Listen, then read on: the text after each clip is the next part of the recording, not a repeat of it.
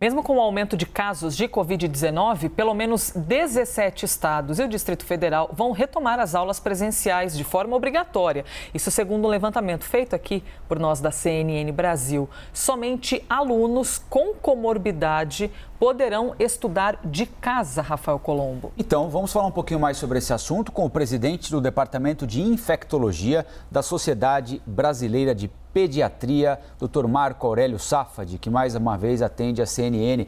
Muito bom dia, doutor. Obrigado por nos atender mais uma vez, hein? Bom dia, Elisa. Bom dia, Colombo. Bom dia a todos que nos acompanham. Sempre um prazer estar aqui com vocês. Doutor, a gente tem noticiado aqui, agora há pouquinho eu estava conversando com o secretário estadual de saúde do Rio, né?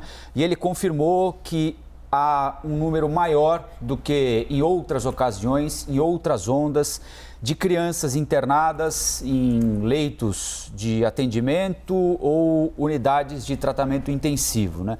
Isso tem acontecido quase que em todo o país, pelo que a gente tem conseguido monitorar, não é?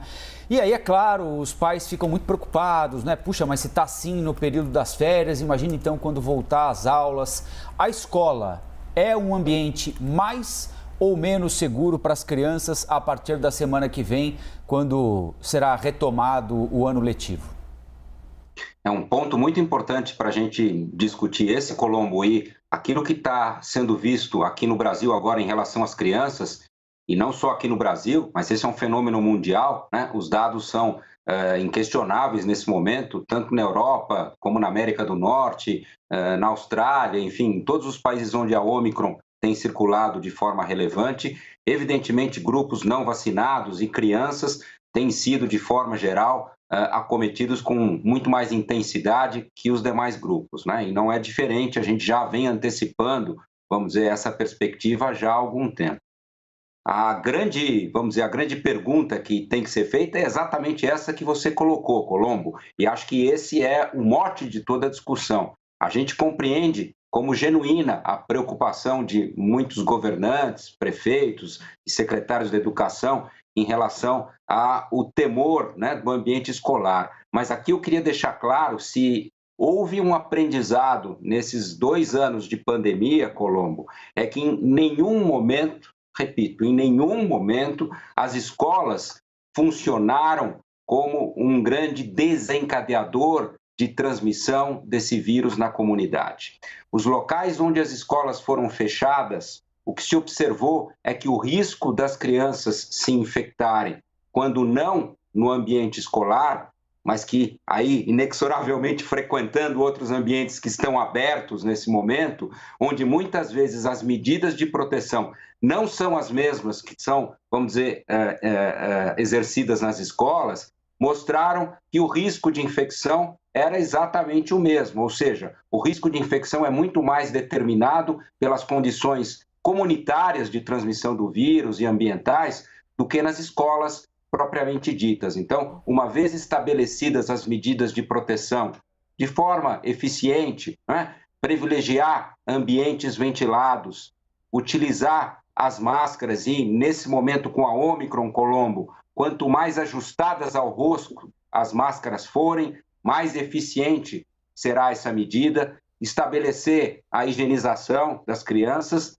E outro ponto muito importante, a triagem de sintomáticos, ou seja, estabelecer de uma maneira na escola que ela seja informada da presença de pessoas sintomáticas ou da própria criança, o que pode, de alguma forma, vamos dizer, diminuir o risco dela estar frequentando as atividades escolares. O quarto elemento, que infelizmente a gente vê em outros países da Europa, dos Estados Unidos, que é uma testagem ampla, feita até de forma rotineira nessas crianças que frequentam atividades escolares, essa não é ainda uma realidade ao alcance do brasileiro. Mas as outras são, e só para concluir meu raciocínio, não há dúvida alguma, Colombo, que privar as crianças do acesso ao ambiente escolar não pode ser negligenciado porque traz um impacto negativo brutal na saúde mental, na saúde do desenvolvimento cognitivo dessas crianças, no risco de segurança, em prejuízos alimentares,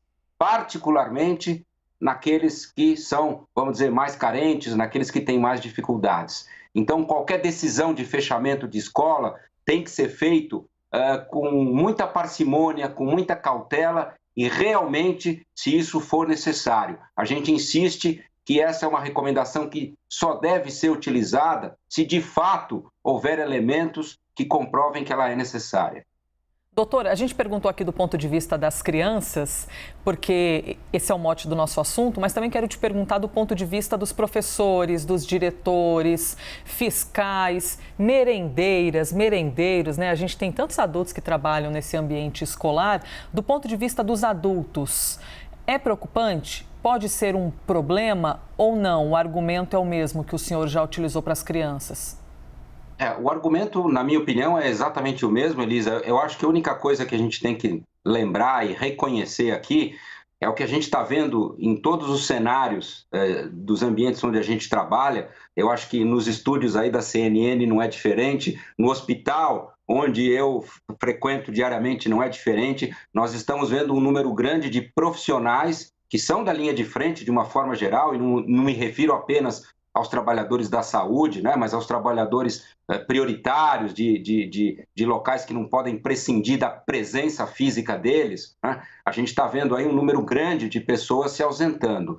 E, evidentemente, isso não será diferente no ambiente das escolas. Haverá um número relevante de professores, de funcionários que terão que se ausentar do trabalho porque estão infectados, não por estarem frequentando a escola, mas pelas taxas de transmissão do vírus na comunidade. E isso talvez gere a necessidade de você adequar o funcionamento das escolas a essa realidade. Acho que esse é um ponto que a gente não pode deixar de fora da discussão e ter com muita clareza. Mas, de novo, não entendo que para esses profissionais as escolas representem um risco diferente daquele que existe quando eles não estão frequentando o ambiente escolar. Também para esses grupos, as experiências desses últimos 2 anos mostrou que não há diferença no impacto de risco para aqueles que estão no ambiente escolar em relação àqueles que, vamos dizer, não estão frequentando as escolas na sua atividade laboral de docência e de educação. Marco Aurélio, o prefeito de Belo Horizonte adiou o retorno das aulas escolares, desse ambiente escolar, até que as crianças que fazem parte do público-alvo possam ser vacinadas. Então, ele decidiu que, enquanto as crianças do público-alvo da campanha de vacinação não estiverem vacinadas, não tem, por enquanto, o retorno das aulas. Cientificamente, isso tem embasamento? Isso faz algum sentido, doutor? Vamos lá, né? De novo, eu tenho certeza que é genuína a preocupação do prefeito de Belo Horizonte em relação a essa conduta, mas na nossa opinião, Elisa, a gente entende que condicionar o retorno das crianças ao fato de estarem vacinadas, é claro que é ideal que elas estejam vacinadas, mas por tudo isso que a gente acaba de discutir, por tudo isso que a gente acaba de comentar, nós não entendemos, neste momento, no cenário atual, à luz das evidências atuais, né, no contexto epidemiológico que a gente vive, que a gente deva, vamos dizer, limitar a abertura das escolas e deixá-las fechadas nesse momento. Eu acho que isso traz, no final, mais prejuízos do que benefícios a essas crianças. Então, é necessário um acompanhamento, é necessário reforçar as medidas de mitigação do risco dentro das escolas, tentar da melhor forma tornar as escolas um ambiente mais seguro possível. Entretanto, as evidências sugerem que se essas crianças não frequentarem as escolas, elas irão frequentar outras atividades que estão todas abertas nesse momento, nenhuma delas restrita, e onde o risco de infecção, de acordo com as evidências científicas, é muito maior que dentro das escolas. Então, a gente compreende, né? A gente sabe que é uma preocupação genuína, né, desses governantes. Entretanto, a nossa recomendação é que as escolas permaneçam abertas nesse momento, que seja reavaliado isso diuturnamente, para que a gente possa se valer aí sim das medidas que se fizerem necessárias de acordo com todas essas variáveis que a gente colocou anteriormente, e haverá situação que eventualmente seja necessário até mesmo exercer uma restrição da frequência das crianças às escolas, etc. Mas eu acho que fazer isso antes de diversas outras medidas, né, não me parece correto. Doutor, uma última pergunta.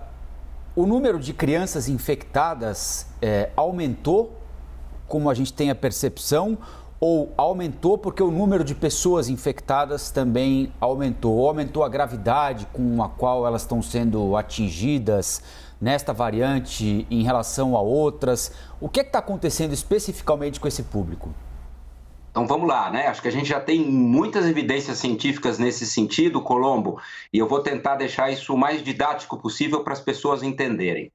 Se eu comparar o risco de um indivíduo, seja ele uma criança, seja ele um adulto, que hoje se infecta com a Ômicron, em relação ao risco de indivíduos que se infectaram por outras variantes anteriormente, de ter formas graves, de ter hospitalização, etc., os estudos mostram que com a Ômicron, o risco individual ele é menor, particularmente nos vacinados, particularmente naqueles que se valeram de uma dose recente da vacina, ou seja, aqueles que tomaram a sua dose de reforço, que é algo importantíssimo que eu não queria deixar de perder a oportunidade de frisar esse elemento, porque, infelizmente, as nossas coberturas para dose de reforço não são iguais às coberturas de segunda dose, e ela é fundamental para nos proteger da Ômicron.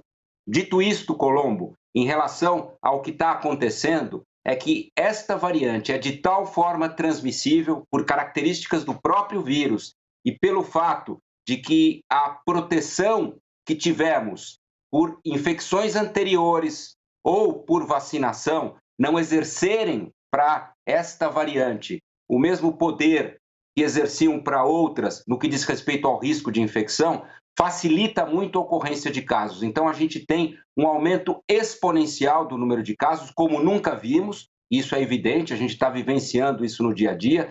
Então, mesmo sendo algo que tem menor chance de gerar hospitalização, o risco existe.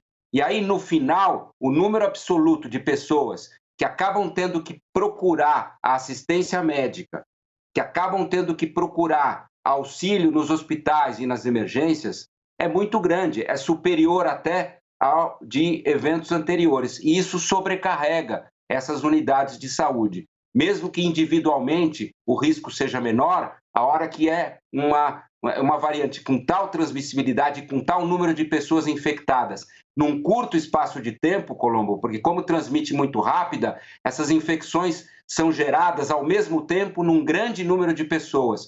E não num platô, como vimos anteriormente, né, que você tinha muita gente se infectando, mas ao longo de meses. Essa não, é um número muito grande de pessoas se infectando ao longo de dias e semanas. E isso acaba sobrecarregando nossas unidades de saúde, né, e prejudicando a qualidade da assistência médica. Dr. Marco Aurélio Safadi, presidente do Departamento de Infectologia da Sociedade Brasileira de Pediatria. Mais uma vez, muito obrigado pela ajuda para a gente entender o momento que estamos atravessando. Bom trabalho ao senhor, até a próxima. Muito obrigado. Um bom dia a todos. Bom dia. Bom dia, obrigada.